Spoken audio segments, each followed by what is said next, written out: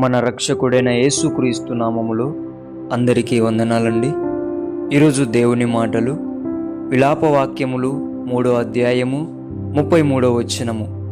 హృదయపూర్వకముగా ఆయన నరులకు విచారమునైనను బాధనైనను కలుగజేయడు.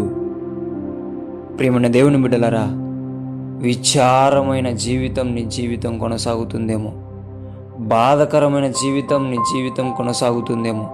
ప్రియ దేవుని బిడ్డ, అది దేవుడే నీ మంచి కోసం పెట్టాడని నువ్వు గుర్తెరిగినావంటే నీ జీవితం మంచిగా ఆశీర్వాదకరంగా తయారవుతుంది. చూడు ప్రియ దేవుని బిడ్డ, నువ్వెప్పుడు కూడా అనుకోవద్దు దేవుడు ఎందుకు బాధ కలగజేశాడు, దేవుడు ఎందుకు ఇలాంటి విచారణ కలగజేశాడని చెప్పేసి. ఎందుకంటే ఆయన హృదయపూర్వకంగా నీకు కలగజేయలేదు. నీవు పొరపాటులు పడుతున్నావు, పొరపాటులు చేస్తున్నావు, నీవు పాపంలో పడడానికి కారణమవుతున్నావు. కాబట్టి నీవు సరైన మార్గంలో రావడానికి, నీవు చక్కటి మార్గంలో రావడానికి, నీకు మంచి పేరు తేవడానికే దేవుడు నీకు విచారం కలగజేశాడని నువ్వు గుర్తించు.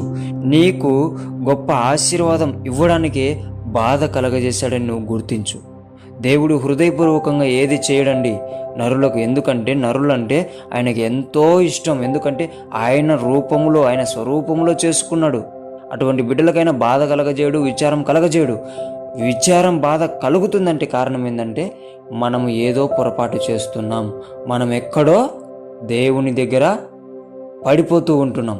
అక్కడ నిలబడినట్లయితే, ఆ పొరపాటును మన జీవితంలో సరిచేసుకున్నట్లయితే దేవుడు గొప్ప విజయాన్ని, గొప్ప ఆశీర్వాదాన్ని, గొప్ప దీవెనను మన జీవితంలో చేయబోతున్నాడు. ప్రతి ఒక్కరూ కూడా ఆ పొరపాటును సరిచేసుకోవాలని, ఆ పాపాన్ని విడిచిపెట్టాలని దేవుని పెట్ట మనవి చేసుకుంటున్నానండి. దేవుడి మాటలను దీవించునుగాక. ప్రార్థించుకుందాం. యేసయ్యా, మీకు వందనాలు, స్తోత్రాలు. నీ మంచి హృదయమునైనా మా మీద ఎప్పుడు కూడా హృదయపూర్వకంగా విచారము కలగజేయవు ప్రభువా.